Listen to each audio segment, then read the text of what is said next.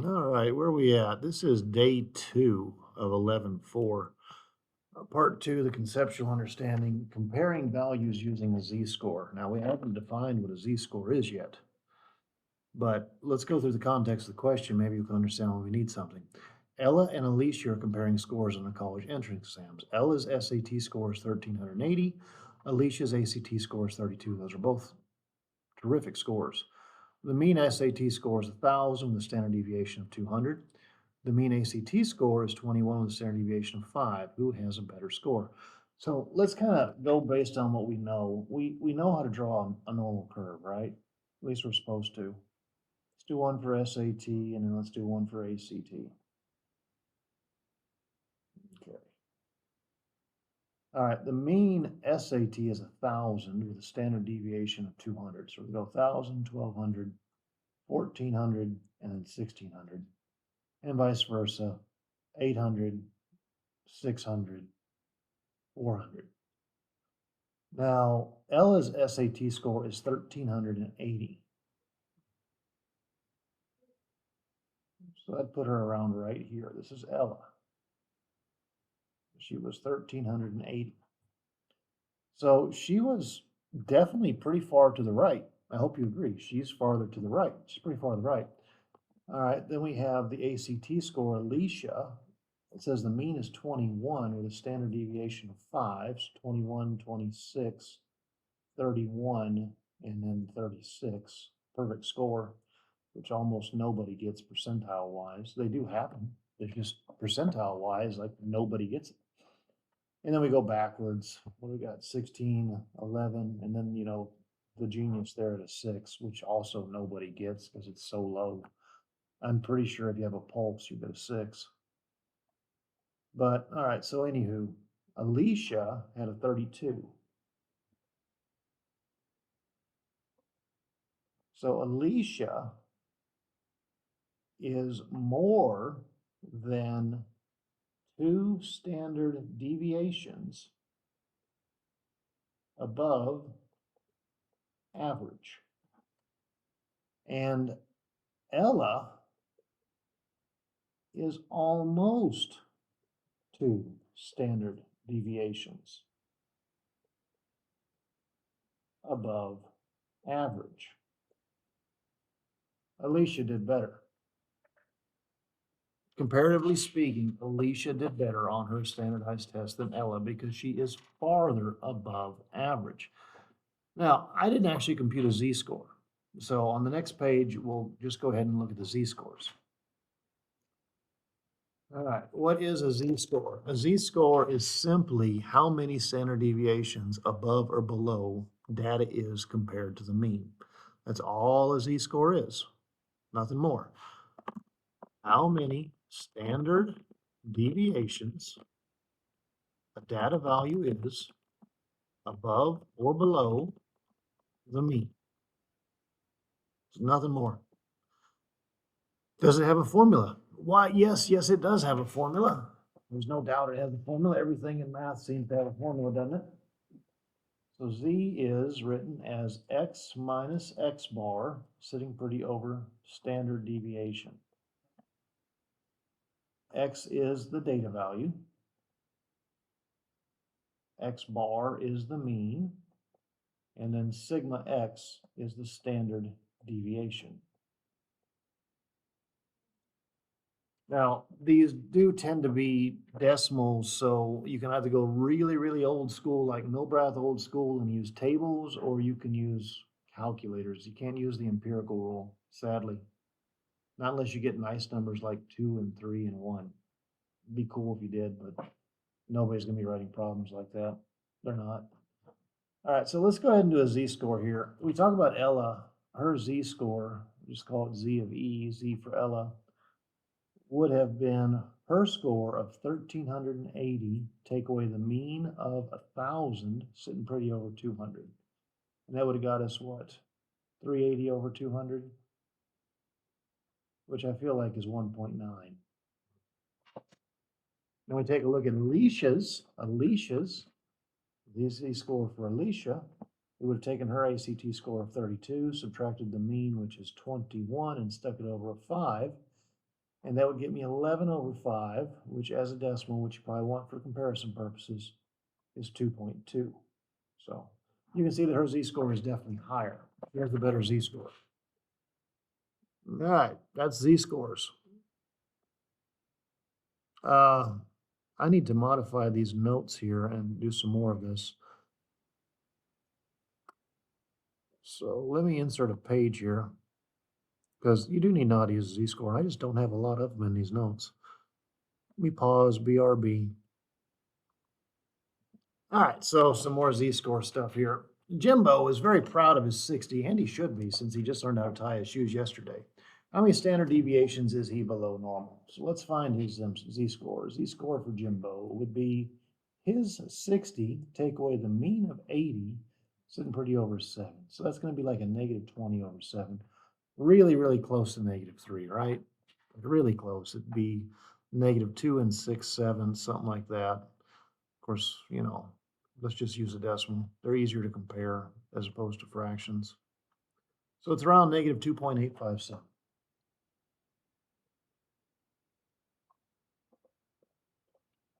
Johnny, remember Johnny? Johnny's recovering from head trauma. He only recently remembered how to spell his name, which I didn't write spell. Look at that. There's 3 L's in that. Correctly, Christmas tree. Correct to spell his name correctly. Should be a comma there. Grammar, Milbrath. Christmas tree, the test, and made a 76. How many standard deviations is he below normal? So we got a z-score for Johnny here as well. 76 minus 80, sitting pretty over the 7. That's a negative 4.7. So he's not too far below average. Negative 0.57.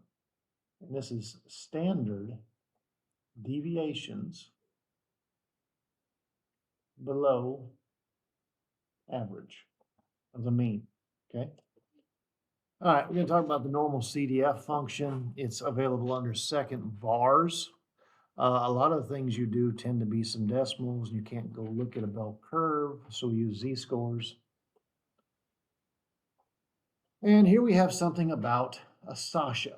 The weight of a captive adult female lowland gorilla is normally distributed with a mean of 82.3 kilograms and a standard deviation of 15.33 kilograms. Calculate a z-score for Sasha. How can you use this score to find the percentage of captive adult female lowland gorillas whose weights are less than or equal to Sasha's? What a lot of words. All right, so the z-score is going to be Sasha's weight, 61.8. Take away the mean, 82.3. That's the Greek letter mu. Sitting pretty over 15.33. And let's see what that generates. 61.8, take away 82.3. And that is sitting pretty over 15.33. So she has a z-score of about negative 1.337. Now, if you think about that over here, this would be Sasha. That's where she's at. She's definitely below average. This is the middle. Now, this is a z-score distribution. These are z-scores. Z is 0, means you're average, -1, so forth. Is this on our bell curve? What I mean by that is negative 1.337 on the bell curve? No. So I can't use the empirical rule. I'm going to use tech. What I want to figure out is this area right here. We're going to use tech to do that. Now, this is going to be kind of funny here. The lower boundary would be everything to the left of Sasha. And what we do is we use a lower boundary of like -5 nines. It's kind of weird. The upper boundary would be Sasha. But anyways, let's get there. Second vars, I didn't hit second. Second vars, normal cumulative density function. And on a default, this is how they look. Most teachers just say do negative 99999. That is negative 99,999 standard deviations below average. It's way over here. The upper boundary is going to be Sasha, negative 1.337. And since we're using z-scores, the mean mu is 0, the standard deviation is 1. And we're just going to hit that paste key. And it's going to tell us Not a whole lot, 0.0906.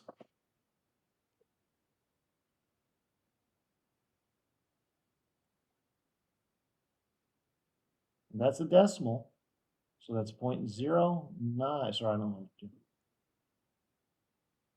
Forgive me, I am disoriented today. That's 9.06%. That is her percentile rank. She's in the 9th percentile of rank of weight. She's pretty skinny, actually. She's underfed.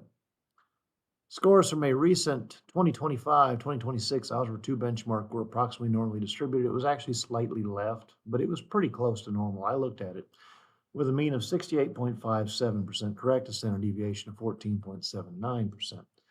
The honor students in first period had an average of 85% correct. Compute a z-score for first period honors.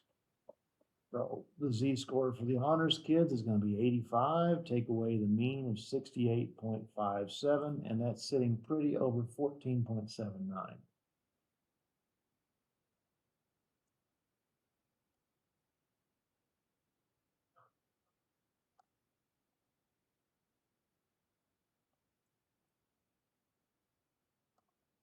This is all the honors kids.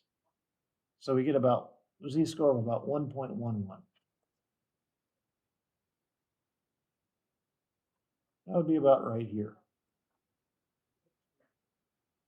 That's the average of all my honors. What percentage of students scored better than the average of first period honors? That will include some honors kids because it's the average first period honors. That's this information right here. We're still going to do normal CDF.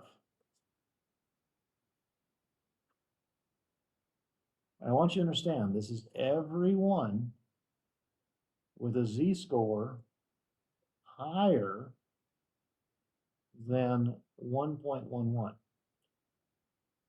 The honors kids represent the lower boundary. The upper boundary is 5 nines. And then we're going to put a mean of 0 and a standard deviation of 1 since we use z-scores. So that's under second VARS, normal CDF, normal cumulative density function. And this time the honors kids represent the lower boundary because they're the score on the left. I want to know who's better than they are. And the upper boundary is going to be 5 nines.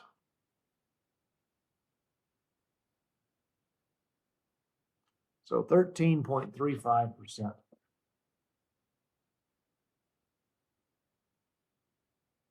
So 13.35% of my students did better than the honors kids on average, at least the average of first periods. What percentage performed worse? Well, that would be everything else. And there's two ways of doing this. The easiest way is to simply do 100 minus. And that'll get you 86.65%. Or you can also do normal CDF again. And a lot of kids will do this. This time you'd have a lower boundary of negative 9,999, 5 nines. The honors kids would represent the upper boundary, and then 0 and 1 for your mean and standard deviation. Doesn't really matter how you do it. So second, I'll just do it that way so that you get the same thing. Second bar is normal CDF. The lower boundary is negative 5 nines. The upper boundary being their z-score 1.11. And there you go, 86.65%. Moving forward, I got 10 minutes till my next class. Same data. A student in a different class scored 31% correct. Didn't do so hot. Compute a z-score for this apathetic creature, and that is most likely an apathetic creature. They might claim, I don't get math. The truth is, you also don't study like you should. It's difficult, and you don't want to do it, so you don't do it. Like everybody knows that, including you. You just keep making excuses. Quit being that kid. It's apathy. Anywho, the z-score for this apathetic child is going to be 68.57. Sorry, I did that backwards. The data value, which is 31, minus 68.57, sitting pretty over sigma 14.79.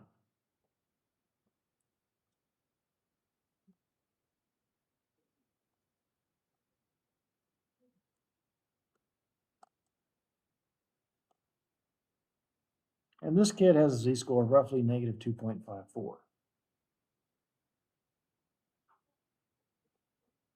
Now, if we put that on our little graph over here, it'd be about right there. That's negative 2.54. First question is, what percentage of kids did worse than them? That means that they represent the upper boundary. They are the top.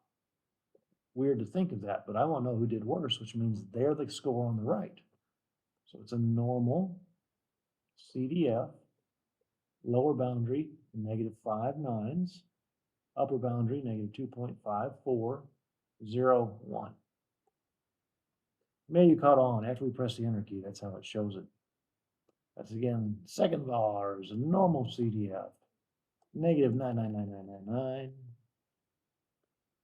negative 2.54. Ta-da! Not many. That's 0.55%. You literally represent the bottom. You're darn close. Now, I did have kids who did worse than 31%. It did happen. There weren't many of them. I think there was 2 of them. What percentage of students scored higher than they did? Okay, so if I think about them being the high score, if I think about them being the low score, I care about this. And we can do it one of 2 ways. We can do 1 minus 0.55, which is pretty much everybody, 99.45%, or I can do normal CDF again. And this time they would represent the left boundary or the lower boundary with 5 9s representing the upper boundary. And I guarantee we get the same thing. Second bar is normal CDF. They are the lower boundary, the upper boundary being 5 9s. And see, 99.45%. All right, what is the percentile rank this kid's mama is going to brag about on Facebook? I haven't shown you how to do this yet, but the calculator has a cool little function. We actually want to know their percentile rank, and we actually have it, so we don't actually need to do it. It's literally what percentage of students scored worse than they did. It's this number right here, 0.55%.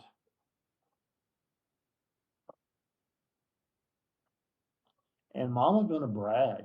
I've noticed this, that parents like to brag because they don't understand math. I can't tell you how many parents I've seen brag that their kid was in the 20th percentile. Lots of people heart that and care for that, but they're really just saying, oh my God, you're special. You don't be bragging about that.